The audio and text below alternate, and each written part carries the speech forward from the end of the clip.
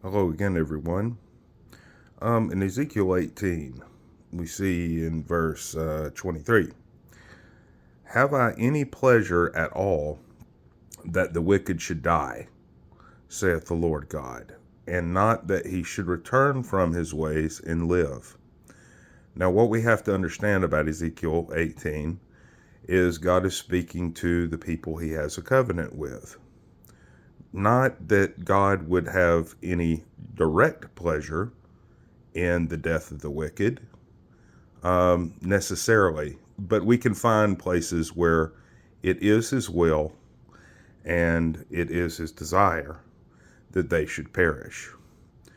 But for his people, the ones that he has chosen, he doesn't have any pleasure in their death. Israel as a nation he had chosen. He had no pleasure in the death of the wicked, that they should turn and live. Joshua 11, verse 20. For it was of the Lord to harden their hearts, that they should come against Israel in battle, and that he might destroy them utterly, and that they might have no favor, but that he might destroy them, as the Lord commanded Moses. So we see a difference here. You don't have the same compassion as what you do with the household of Israel in Joshua 11:20, those that came against Israel.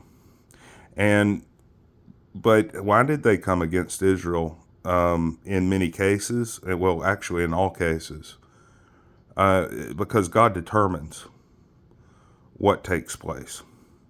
And I'm about to show you that too. Isaiah 10:15. Shall the axe boast against him that hews it? Wherewith shall the saw magnify itself against him that shaketh it? As if the rod should shake itself against them and lift itself up,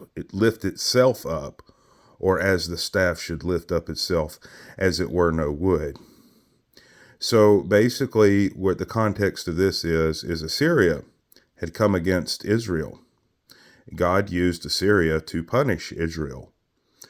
And then God turned around and punished Assyria for coming against Israel, basically.